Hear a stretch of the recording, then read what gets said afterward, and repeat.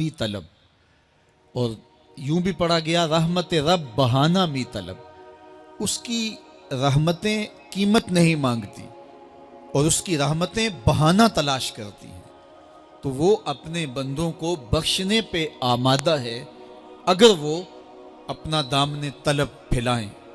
قرآن مجید میں ایک مقام دیکھیے کتنا دل آویز ہے، فرمایا ما یفعل اللہ بعذابکم، اللہ تمہیں عذاب دے کے کیا کرے گا؟ اس کی یہ چاہت نہیں ہے کہ تمہیں عذاب میں مبتلا کرے، اس کی چاہت یہ ہے کہ تم اس کی چوکھٹ پہ آؤ، جھولی پھیلاؤ، اس سے خیرات اور رحمت مانگو، اور وہ تمہارے ماضی کے سارے گناہ معاف کر کے، ساری غلطیاں معاف کر کے تمہیں اپنی رحمتوں سے مالا مال فرما دے۔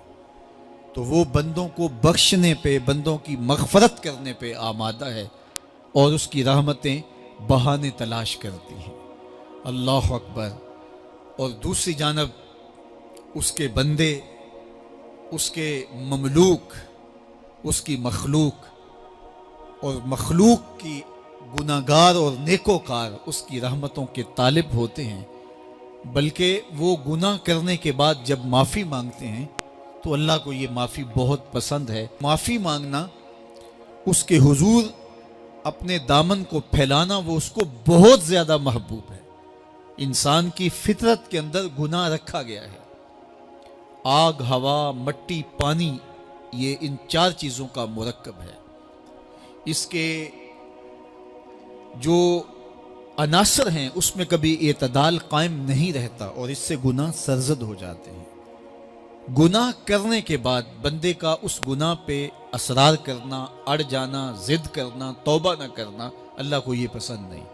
لیکن اگر اس سے گناہ سرزد ہو جائے تو پھر وہ توبہ کر لے تو اللہ کو یہ بہت زیادہ پسند ہے۔ جو اس سے ہو سکے نیکی وہ اللہ کے حضور پیش کرے، لیکن اس کے اندر جو شر رکھی گئی ہے، اس کے اندر جو قوتیں گناہ کی رکھی گئی ہیں، اس سے اگر اس سے گناہ سرزد ہو جائے تو پھر وہ اللہ سے توبہ کرے، اللہ کی طرف رجوع کرے، تو اللہ اس کی توبہ کو نہ صرف قبول کرتا ہے بلکہ اس کے گناہوں کو معاف کرتا ہے اور گناہوں کو بدل کے نیکیوں میں تبدیل کر دیتا ہے۔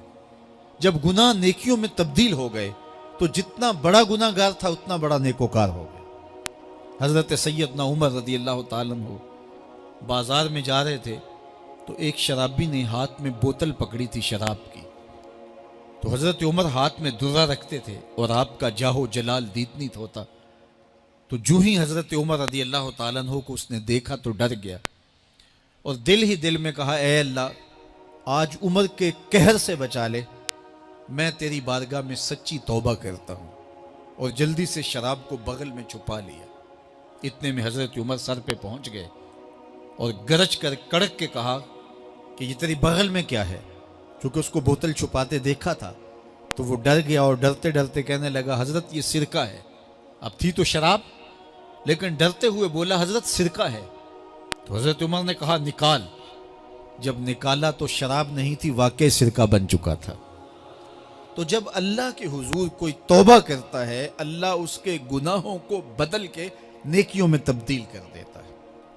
حدیث پاک میں آتا ہے کہ قیامت کے دن اللہ ایک شخص کو کہے گا کہ اپنا نامہ اعمال پڑھ، تو وہ نامہ اعمال پڑھنے لگ جائے گا۔ تو نامہ اعمال کے اندر چھوٹے گناہ بھی ہوں گے، بڑے گناہ بھی ہوں گے، تو اللہ سے حیا کرتے ہوئے، شرم کرتے ہوئے وہ بڑے بڑے گناہوں کو چھوڑتا جائے گا اور چھوٹے چھوٹے گناہوں کو پڑھتا رہے گا۔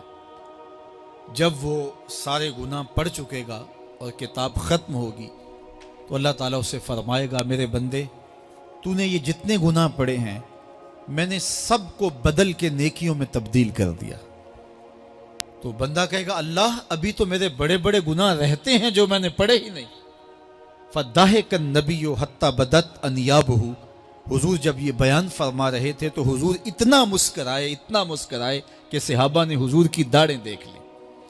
تو پہلے وہ بڑے بڑے گناہ چھوڑے جا رہا تھا، لیکن جب اللہ فرمائے گا کہ میں تیرے گناہوں کو بدل کے نیکیوں میں تبدیل کر دیا تو وہ کہے گا ابھی تو بڑے بڑے گناہ رہتے جو میں نے ابھی پڑھے ہی نہیں۔ تو جب کوئی بندہ اس کے حضور توبہ کرتا ہے، اللہ یہ نہیں دیکھتا اس نے گناہ کتنے کیے ہیں، یہ دیکھتا ہے بندہ آیا میری چوکھٹ پہ ہے تو اللہ اس کے پچھلے سارے گناہ معاف فرما دے. اللہ اکبر. میرے اور آپ کے آقا و مولا نے اللہ کے حضور توبہ کرنے اور اس پر اللہ کی خوشی اور اللہ کی خوشنودی کا ذکر کرتے ہوئے ایک مثال بیان فرمائی کہ ایک شخص صحرا میں سفر کر رہا تھا تو وہ ایک درخت کے نیچے دوپہر کاٹنے کے لیے سستانے کے لیے رک گیا اور درخت کے ساتھ اپنے اونٹ کو باندھ دیا اور خود لیٹ گیا تاکہ دوپہر کاٹ لوں. تھوڑی دیر کے بعد جب اس کی آنکھ کھلی تو اس نے کیا دیکھا کہ اونٹ ماں ساز و سامان کے ساتھ غائب ہے. اب صحرا میں اونٹ کا گم ہو جانا گویا زندگی چلے جانے کے مترادف ہے. تو اس نے دائیں بائیں بھاگ دوڑ کے دیکھا کہ کہیں اونٹ کا نشان مل جائے، لیکن اونٹ کا نشان نہیں ملا. تا حد نظر کوئی انسانی آبادی نہیں. وہ بھاگا اور تھک ہار کے دوبارہ اسی درخت کے نیچے بیٹھ گیا اور پیاس سے ہلکان ہوا جا رہا تھا اور درخت کے ساتھ ٹیک لگا کے لیٹ گیا اور موت کا انتظار کرنے لگا. جن لوگوں نے صحرا کا سفر کیا ہے ان کو اس بات کا اندازہ ہوگا کہ کئی 100 میل تک انسانی آبادی ہی نہیں. اب نہ کچھ کھانے کے لیے بچا نہ کچھ پینے کے لیے بچا. اونٹ بھی غائب ہو گیا، توشا بھی ساتھ ہی چلا گیا. تو اب ظاہر ہے سیدھی موت ہی نظر آ رہی ہے. تو وہ اس درخت کے ساتھ ٹیک لگا کے بیٹھ جاتا ہے اور موت کا منتظر ہوتا ہے. تھوڑی دیر کے بعد پھر اس کی دوبارہ آنکھ لگ جاتی ہے. جب دوبارہ آنکھ لگتی ہے تو تھوڑی دیر بعد پھر آنکھ کھلتی ہے. جب دوبارہ آنکھ کھلتی ہے تو دیکھتا ہے کہ اونٹ جو گما تھا ماں ساز و سامان کے اس کے پاس کھڑا ہے. تو صحرا میں اس حالت میں اونٹ کا مل جانا زندگی مل جانے کے مترادف ہے. تو وہ اتنا خوش ہوا کہ خوشی کی انتہا نہ رہی، بلکہ مسرتوں کے ہجوم میں درک گیا اور کہنے کیا لگا، اللہم انت عبدی و انا ربک. اے اللہ تو میرا بندہ اور میں تیرا رب. کہنا تو یہ تھا کہ تو میرا رب اور میں تیرا بندہ، لیکن مسرتوں کا ہجوم ہی اتنا تھا، خوشیوں کا ہجوم ہی اتنا تھا کہ زبان پہ قابو نہ رہا. کسی کے آنے سے ایسے ہوش اڑے ساقی کے، شراب سیخ پہ ڈالی اور بوتل میں کباب. کہنا یہ تھا اللہم انت ربی وانا عبدک، لیکن اس قدر خوش ہوا جب بھی تیری قربت کے امکان نظر آئے ہم اتنے خوش ہوئے کہ پریشان نظر آئے. تو کہنا یہ تھا کہ اے اللہ تو میرا رب اور میں تیرا بندہ، لیکن خوشیوں کے ہجوم میں وہ کہتا ہے اللہم انت عبدی وانا ربک. اے اللہ تو میرا بندہ اور میں تیرا رب. حضور یہ بات بیان کرنے کے بعد صحابہ سے پوچھتے ہیں کہ ذرا بتاؤ اس بندے کو کتنی خوشی ہوئی کہ خوشی میں زبان بھی قابو نہ رہی اور اپنے آپ پہ کنٹرول نہ رہا، اور خوشیوں کے ہجوم میں اسے یہ بھی پتہ نہیں چل رہا کہ وہ کیا بول رہا ہے. تو صحابہ نے عرض کی حضور بہت زیادہ اسے خوشی ہوئی.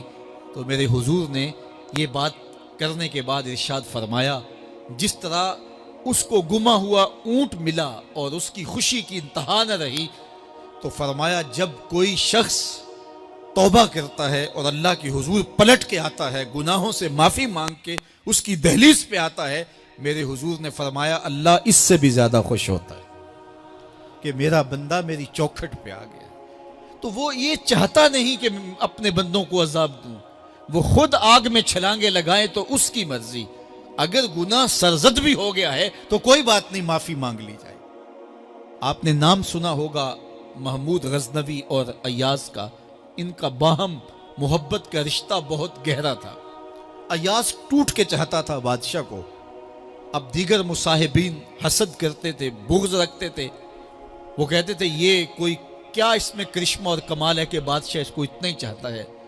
تو بادشاہ جب ان وزراء کا مشیروں کا حسد حد سے بڑا ہوا دیکھا تو ایک دن سب کو اپنے دربار میں حاضر کیا. دربار میں ایک تالاب تھا تو اس میں مٹھی بھر کے موتیوں کی پھینک دی اور ایک وزیر کو کہا کہ یہ موتی نکال کے لاؤ اور یہ خیال کرنا کہ تمہارا لباس بھی تمہارا بدن بھی نہیں بھیگنا چاہیے. تو سب نے کہا کہ یہ عجیب بات ہے کہ حوض کی تہ سے موتی نکال کے لائیں اور لباس بھی نہ بھیگے اور بدن بھی نہ بھیگے، یہ تو لازمی ہوگا. پھر دوسرے وزیر کو کہتا کہ یہ موتی نکال کے لاؤ تمہارا لباس بھی نہیں بھیگنا چاہیے، تمہارا بدن بھی نہیں بھیگنا چاہیے۔ تو وہ آگے سے حجت کرتا یہ کیسے ہو سکتا ہے کہ بدن بھی اور لباس بھی نہ بھیگے اور موتی بھی نکال لاؤں؟